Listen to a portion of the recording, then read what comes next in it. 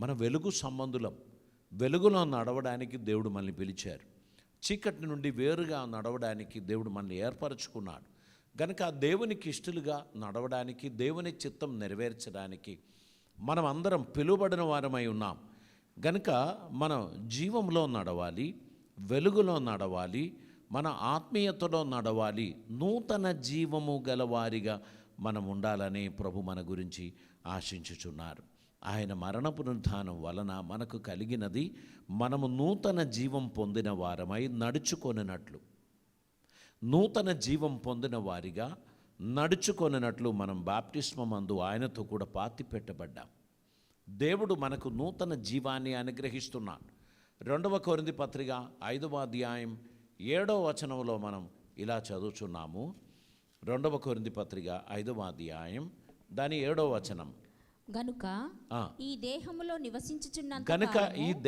నివసించుచున్నంత కాలం ప్రభువునకు దూరముగా ఉన్నామని ఎరిగియుండియు ఎల్లప్పుడూ ధైర్యము గలవారమై ఉన్నాము.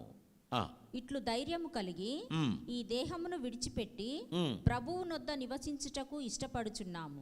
కావున దేహమందున్నను దేహమును విడిచినను ఆయనకిష్టులమై ఉండవలేనని మిగుల అపేక్షించుచున్నాము. ఇక్కడ మనము ఈ దేహముతో జీవించుచున్నంత కాలం ప్రభువుకు దూరముగా ఉన్నాము అని ఎరిగి ఉండి ఎల్లప్పుడూ ధైర్యము గలవారమై ఉన్నాం. ఇట్లు ధైర్యం కలిగి ఈ దేహమును విడిచిపెట్టి ప్రభువునందు నివసించుటకు ఇష్టపడుచున్నాం.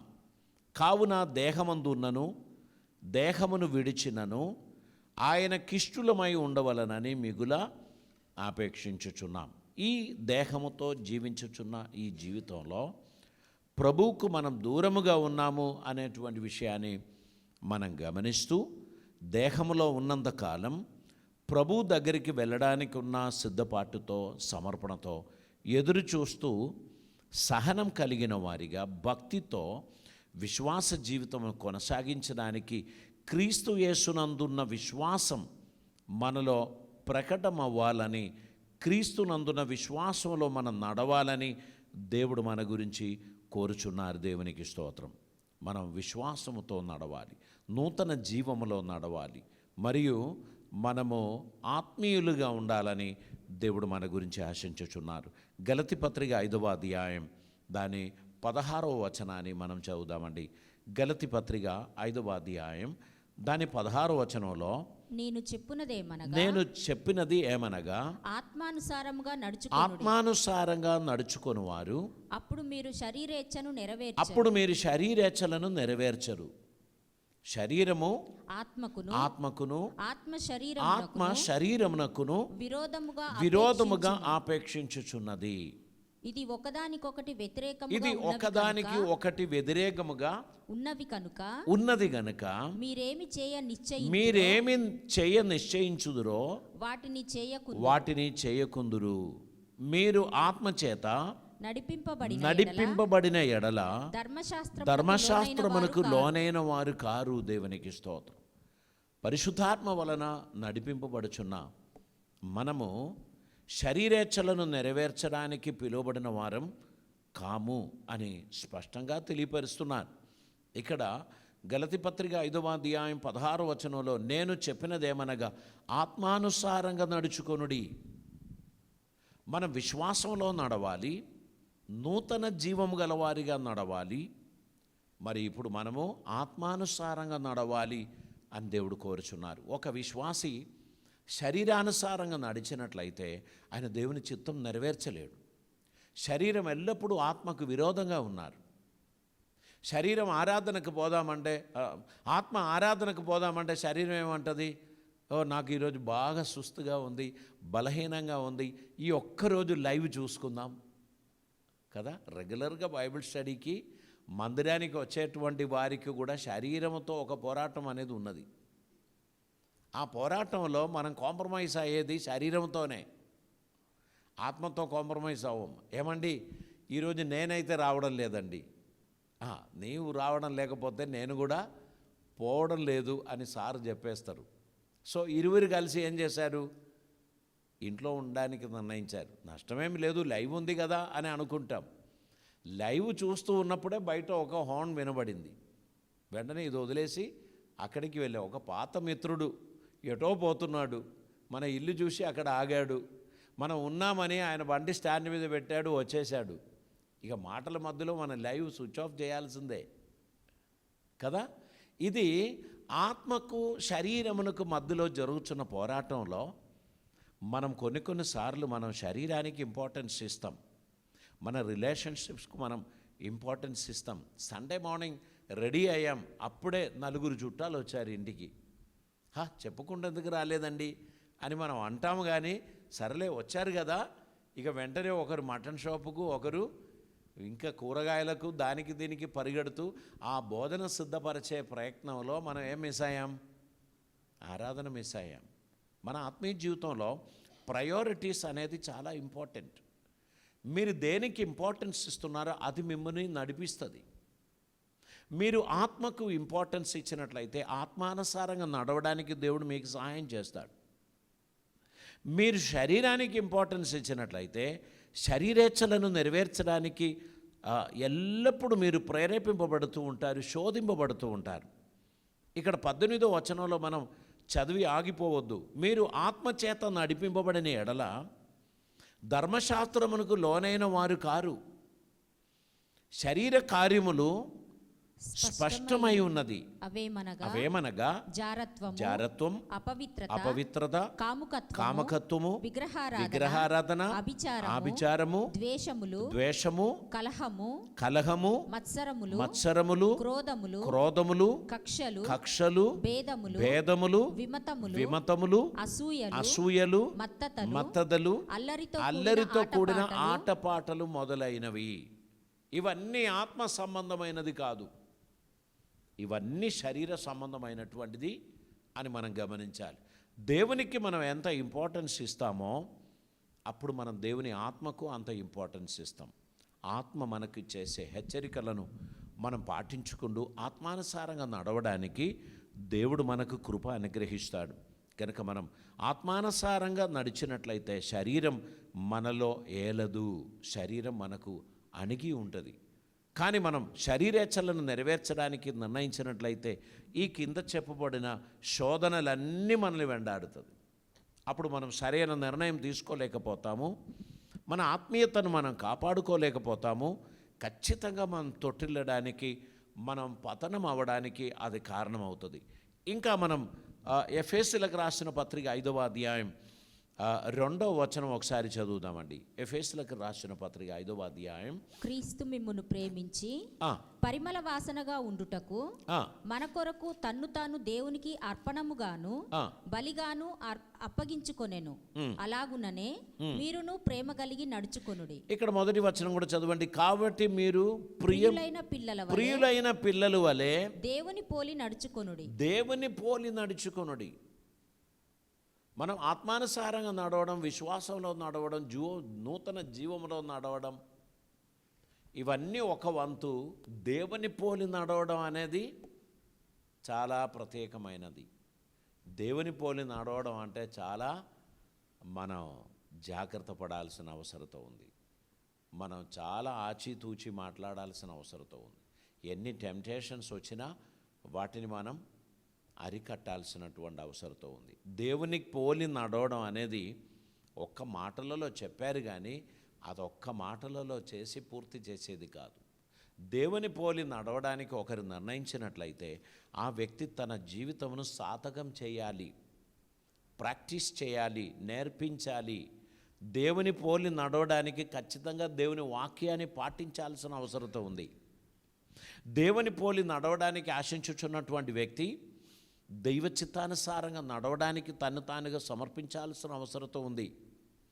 దేవుడు మన జీవితంలో అద్భుతమైన కార్యములు జరిగించాలి అని మనం ఆశించినట్లయితే, దేవునికి ఇష్టలుగా మనం జీవించడానికి నిర్ణయం తీసుకున్నట్లయితే ప్రభు మన జీవితంలో అత్యద్భుతమైన కార్యములు చేస్తాడు. కానీ అదంత సులభమైన పని కాదు. దేవుని పోలి నడవడానికి ఒక వ్యక్తి ఖచ్చితంగా తన జీవితాన్ని ఆయన కంట్రోల్ చేయాల్సినటువంటి అవసరత ఉంది.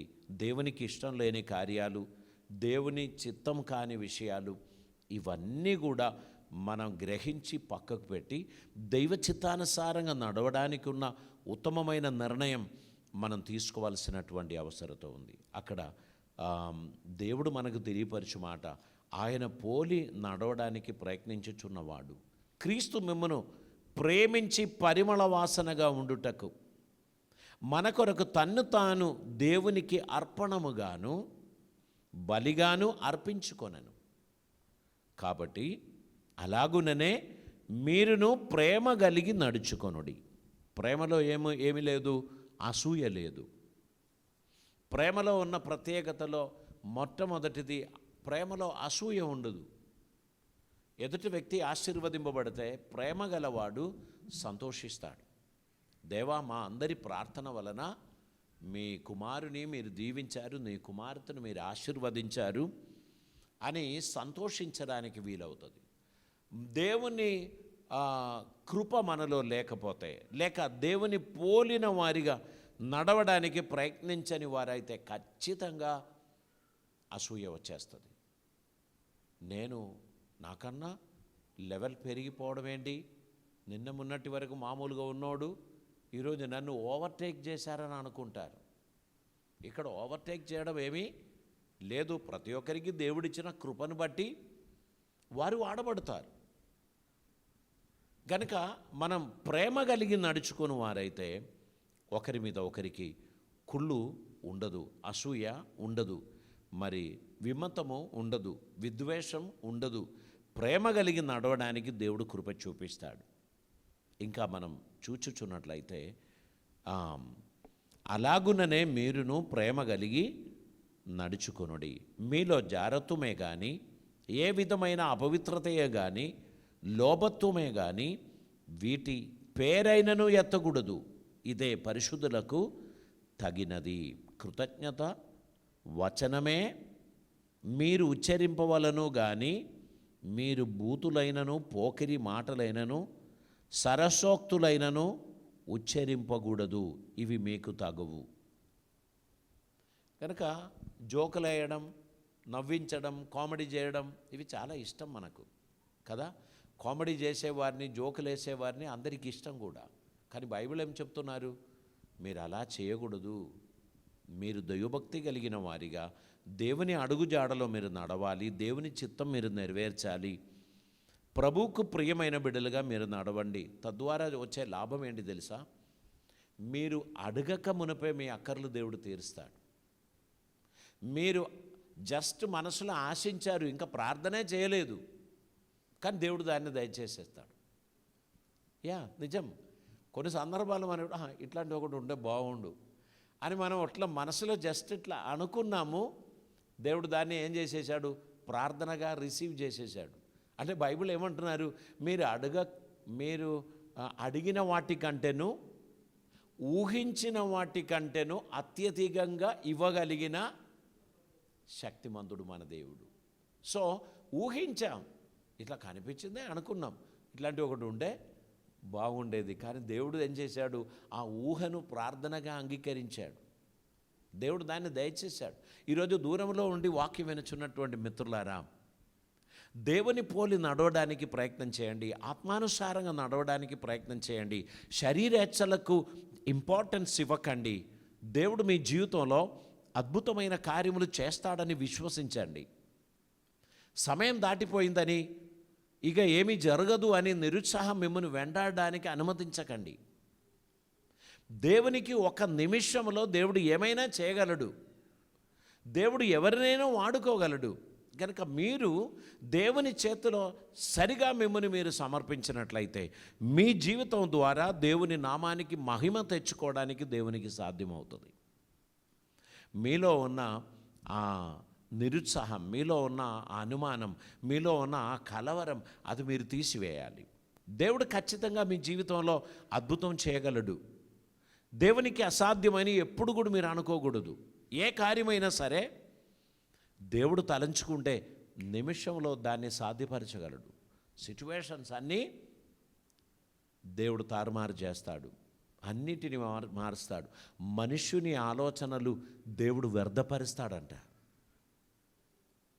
దేవుని ఉద్దేశములు ఆయన సఫలపరుస్తాడు. నువ్వు దేవుని చిత్తంలో ఉన్నావనుకో, దేవుని మార్గంలో నడుచుచున్నారనుకో, మీరు దేవునికి ఇష్టలుగా జీవిస్తున్నారనుకో, దేవుడు నిమిషంలో మీ కొరకు అద్భుతం చేయగలడు.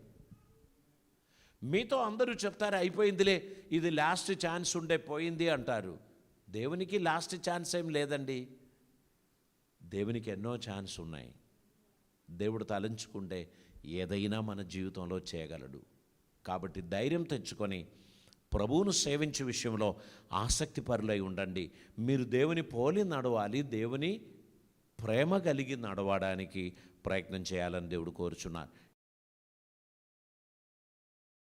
పరిశుద్ధాత్మ దేవుడి మాటల చేత మనల్ని దీవించి ఆశీర్వదించినగాక.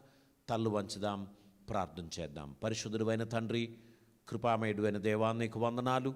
ఈ దినమందు నీ వాక్యం మా వినికిడిలో దీవెనగా మార్చినందుకు స్తోత్రం. నీ వెలుగులో నడిచే ధన్యత మాకు దయచేయండి. చీకటి ప్రెషర్లు, ప్రలోభనాలు, ఎన్నో ఒత్తిడులు, బెదిరింపులు మాకు వచ్చుచున్నది. కానీ తండ్రి, చావైనా బ్రతుకైనా వెలుగులో నడుచుకొనుచు నిన్ను ఘనపరచుటకు, నీ కృపను పొందుటకు మాకు సహాయం చేయమని ప్రార్థిస్తున్నాం. కృపలతో నింపమని, అద్భుతములు జరిగించమని, సహాయహస్తం చాపుమని, ఆదరణ దయచేయమని, నీ సాక్షులుగా మమ్మల్ని నిలబెట్టమని ప్రార్థిస్తున్నాం. కృపలతో నింపయ్యా, నీ సన్నిధి మాకు దయచేయమని, ప్రతి ఒక్కరిని ఆదరించమని యేసయ్య పవిత్ర నామమున అడిగి ప్రార్థిస్తూ ఉంటున్నాం పరమ తండ్రి. ఆమేన్.